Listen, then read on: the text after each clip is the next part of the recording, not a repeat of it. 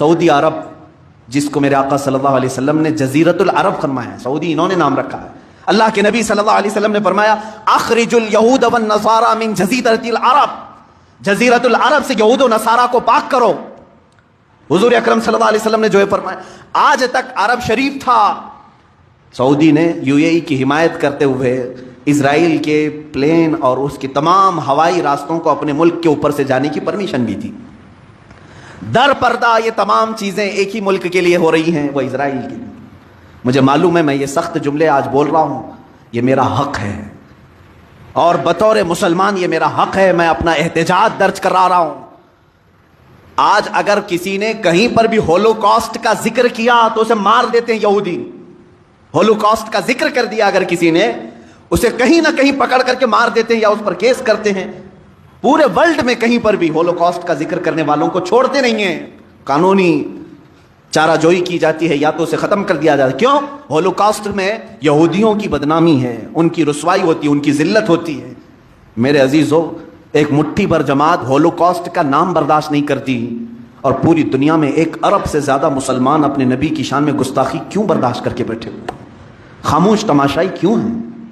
کہیں ایسا تو نہیں کہ جس کو اقبال نے بہت پہلے کہا تھا کہ عرب کو دے کر عجم کے تخیلات، اسلام کو حجاز و یمن سے نکال دو، یہ فاقہ کش موت سے ڈرتا نہیں ذرا، روح محمدی اس کے بدن سے نکال دو. ان لوگوں نے یہی کہا تھا کہ یہ بھوکا رہتا ہے، پیاسا رہتا ہے مسلمان، اور موت سے بالکل ڈرتا نہیں. آخر اس کے اندر خوف لانا ہے تو روح محمدی اس کے جسم سے دور کر دو. جو میرے آقا صلی اللہ علیہ وسلم کے لیے اس کا دل تڑپتا ہے، اس کو مرجھا کر دو، مرجھا دو، مار دو. اس قلب کو آج مارنے کے لیے پوری دنیا الگ الگ انداز میں اٹھتی ہے، سوشل میڈیا کے ذریعے، فلمی دنیا کے ذریعے. عزیزان گرامی، بارگاہ مصطفیٰ صلی اللہ تعالیٰ علیہ وسلم کے آداب میں 2 چند باتیں عرض کر دوں. آج ہمارا حال کیا ہے کہ ہم کس طرح کی چیزیں برداشت کریں. صحابہ کی قوت اور طاقت کس وجہ سے تھی جانتے ہیں؟ صلح حدیبیہ کے موقع پر کسرا جو ایران کا سپر پاور تھا، وہاں سے ایک شخص بھیجا گیا قاصد بنا کر کے، دیکھو محمد صلی اللہ علیہ وسلم نے کتنی طاقت جمع کر لی ہے، کتنے ان کے پاس فوجی ہیں، سامان جنگ کتنا ہے. کیونکہ یہ بڑے بڑے بادشاہوں سے لڑنے کے چیلنج دیتے جا رہے ہیں، ملک کا ملک فتح کرتے جا رہے ہیں، ان کے پاس طاقت کیا ہے وہ دیکھو. عروہ بن مسعود ثقفی ایک شخص آیا صلح حدیبیہ کے موقع پر. حضور پاک صلی اللہ تعالیٰ علیہ وسلم کو اس وقت مکہ والوں نے عمرہ کرنے کے لیے روک دیا تھا، نہیں جانے دے رہے تھے. 1400 صحابہ تھے صرف. ایران کی سپر پاور، قیصر ملک روم کا سپر پاور، یہ لوگ قاصد بنا کر کے بھیجیں، دیکھ کر کے آؤ محمد ہماری سلطنتوں کو ہلانے کی بات کرتے ہیں، کون سی طاقت جمع کی ہے. یہ شخص آیا، دیکھا. اب اس کی زبان سے سنو. عروہ بن مسعود ثقفی یہ کہتا ہے، یہ حدیث پاک میں بھی موجود ہے کہ اس نے دیکھا کہ یہاں پر انہوں نے کون سی طاقت جمع کی. وہ باہر واپس آ کر کے رپورٹنگ کرتا ہے اپنے بادشاہوں کو، کہتا ہے میں نے دیکھا ایک ایسی فوج محمد کے پاس ہے صلی اللہ علیہ وسلم کہ جب وہ بولتے ہیں تو یہ سارے کان کھڑے کر دیتے ہیں، جب وہ کسی بات کا حکم کرتے ہیں تو دوڑ پڑتے ہیں، اور جب وہ وضو کے لیے جاتے ہیں تو مجال ہے کہ ان کی کلی کا ایک قطرہ بھی زمین پر گرے، سب اپنے ہاتھوں میں لیتے ہیں. صحابہ کا یہ ماحول دیکھ کر کے اس نے بتایا.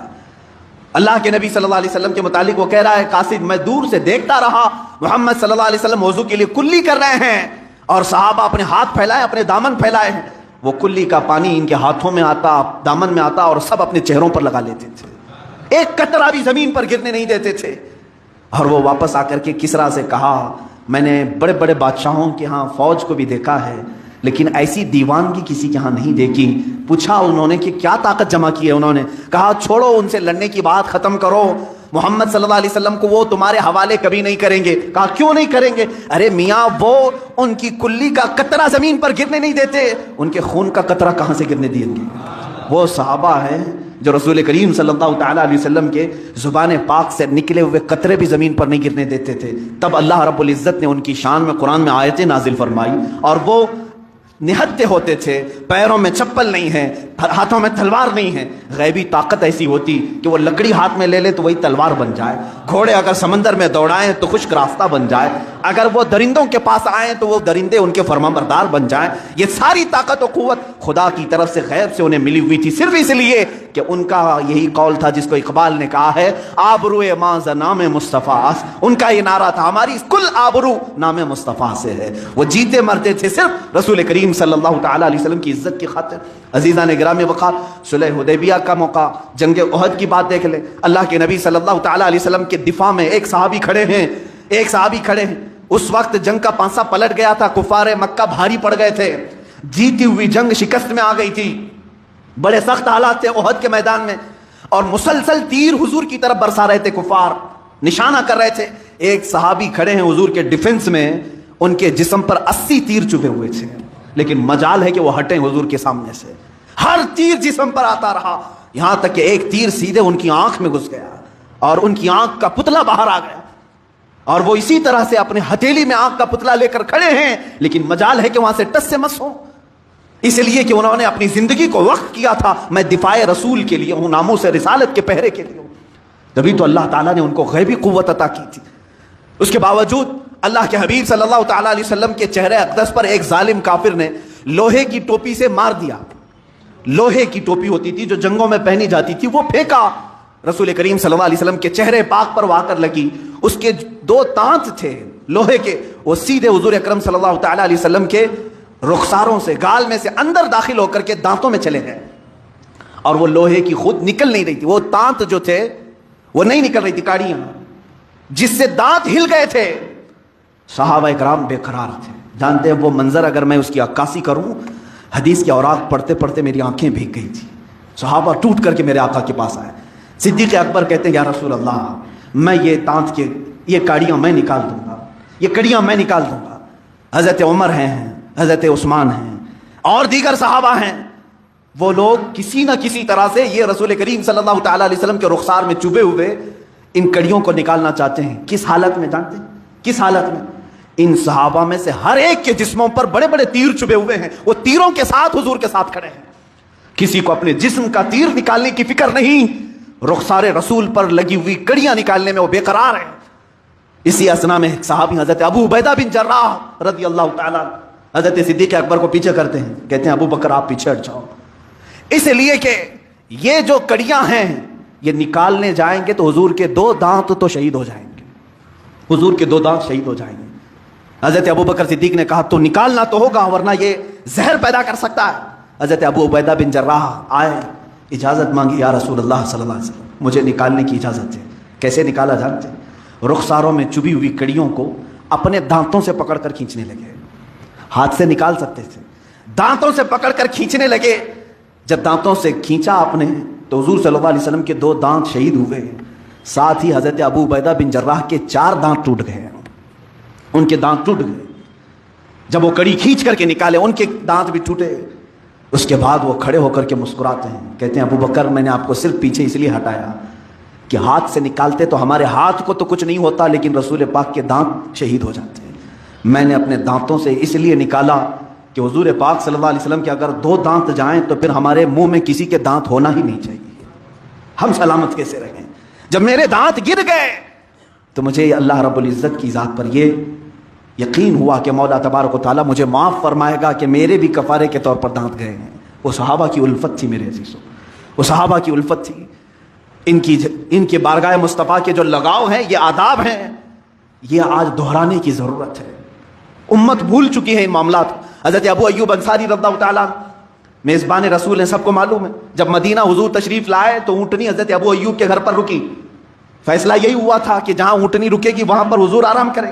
ابو ایوب انصاری رضی اللہ تعالیٰ عنہ یہ وہ صحابی ہیں جن کو حضور کی میزبانی کرنے کا شرف حاصل ہے۔ 2 منزلہ گھر تھا، ایک نیچے ایک اوپر۔ حضور صلی اللہ تعالیٰ علیہ وسلم جیسے تشریف لائے، حضرت ابو ایوب انصاری نے کہا حضور آپ کو جو پسند ہے وہ آپ قبول فرما لیں۔ اللہ کے حبیب صلی اللہ علیہ وسلم نے فرمایا میں نیچے کا حصہ پسند کرتا ہوں۔ لوگ ملنے والے آتے جاتے رہیں گے، تقریباً 7 یا 8 مہینے تک میرے آقا کا قیام ان کے گھر پر رہا ہے، ملنے والے آتے جاتے رہیں گے، مجھے نیچے رہنے دو۔ نیچے اللہ کے حبیب صلی اللہ علیہ وسلم رہنے لگے، حضرت ابو ایوب انصاری اور ان کی زوجہ اوپر گئے، جاتے ہی بے قراری آ گئی۔ اللہ کے حبیب صلی اللہ علیہ وسلم نیچے آرام فرما ہیں اور ہم اوپر کیسے سوئیں؟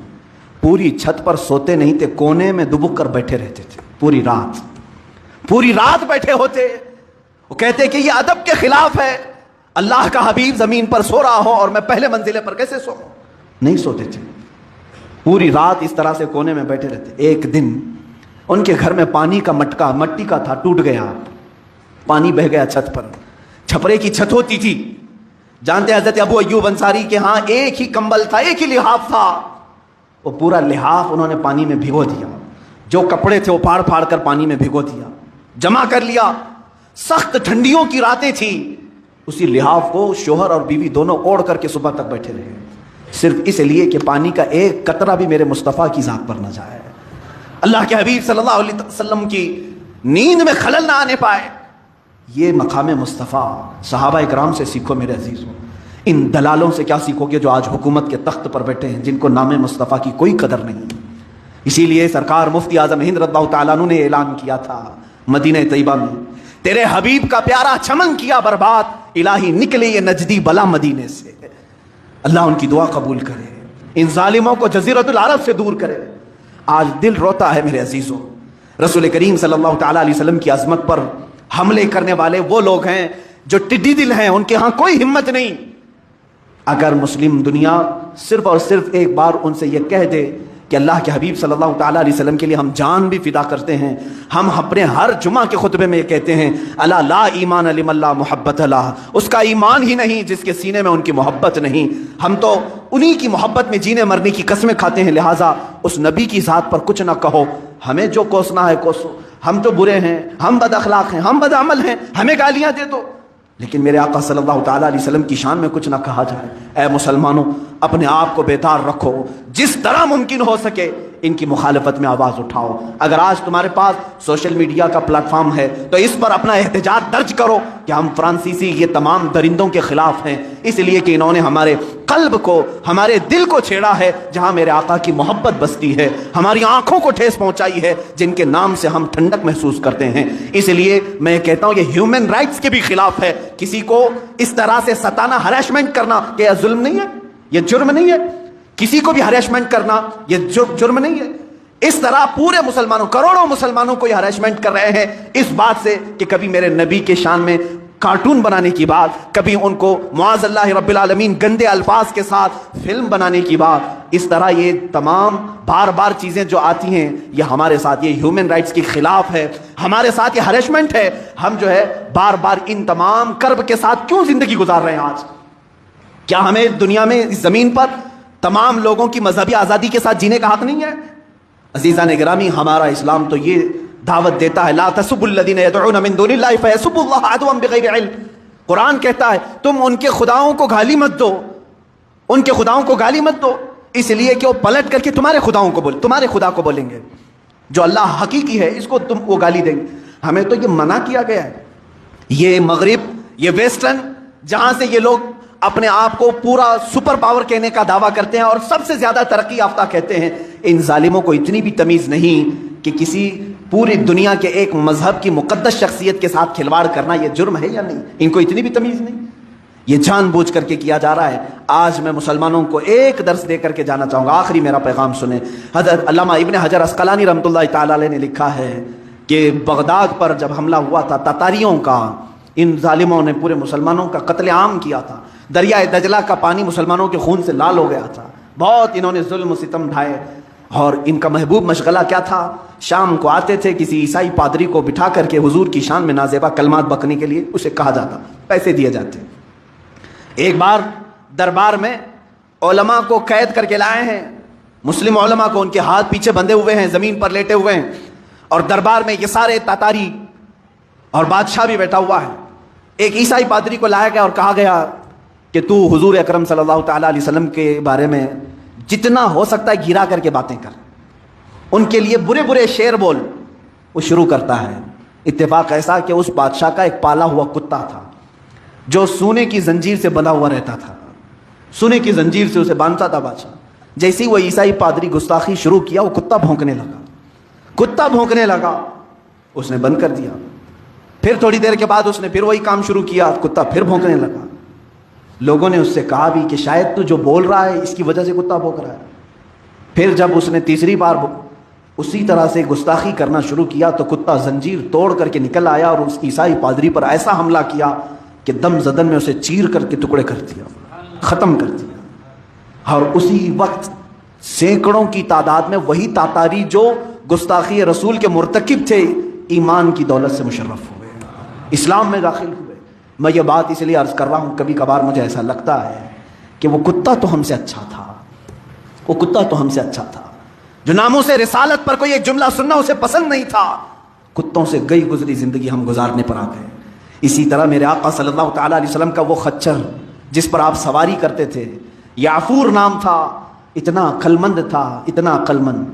خیبر کے موقع پر حضور صلی اللہ تعالیٰ علیہ وسلم کو گفٹ میں ملا، ہدیے کے طور پر ملا۔ جب حضور صلی اللہ علیہ وسلم نے اس کو لیا تو وہ اپنا سر ہلانے لگا، وہ اپنی زبان میں کچھ کہنے لگا۔ حضور مسکرائے، صحابہ نے پوچھا آقا یہ کیا کہہ رہا ہے؟ وہ جانوروں کی بھی بولیاں سنتے تھے، وہ رسول تھے سب کے۔ اللہ کے حبیب صلی اللہ علیہ وسلم فرماتے ہیں یہ خچر مجھ سے کہہ رہا ہے کہ یا رسول اللہ صلی اللہ تعالیٰ علیہ وسلم، میں اس نسل کا گدھا ہوں، میں اس نسل کا خچر ہوں کہ میرے باپ میرے دادا سب وہ خچر تھے کہ جن کے اوپر انبیاء اکرام نے سواری کی تھی، انبیاء نے سواری کی، اور ان کی نسل کا میں آخری خچر ہوں، اور نبیوں میں سب سے آخری آپ، سب سے آخری آپ ہیں۔ اور وہ خاتم النبیین کا عقیدہ رکھنے والا قادیانیوں سے تو بہتر تھا۔ رسول کریم صلی اللہ تعالیٰ علیہ وسلم سے وہ ایک بات یہ بھی عرض کیا کہ آقا میں ایک یہودی کا خریدا ہوا تھا، اس کی ملکیت میں تھا، لیکن وہ حضور سے کہہ رہا ہے خچر یا رسول اللہ صلی اللہ علیہ وسلم برسوں اس یہودی کے گھر میں رہا، ایک مرتبہ بھی میں اپنی پیٹھ پر اس کو سوار ہونے نہیں دیا۔ حضور پاک صلی اللہ تعالیٰ علیہ وسلم سے کہہ رہا ہے جب بھی وہ سوار ہونے کی کوشش کرتا میں اسے گرا دیتا تھا، اس لیے کہ مجھے یہ یقین تھا کہ میری پیٹھ کسی رسول کے لیے رکھی گئی ہے۔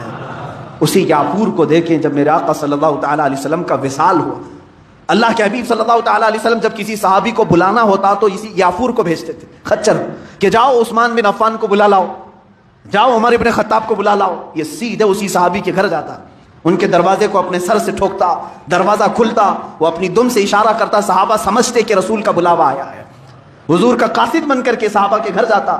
لیکن میرے عزیزوں اس کے قلب میں، اس کے دل میں جو عظمت مصطفیٰ تھی وہ یہ، صحابہ کرام فرماتے ہیں حضور صلی اللہ تعالیٰ علیہ وسلم سے ریلیٹڈ ہر چیز سے ان کو محبت تھی۔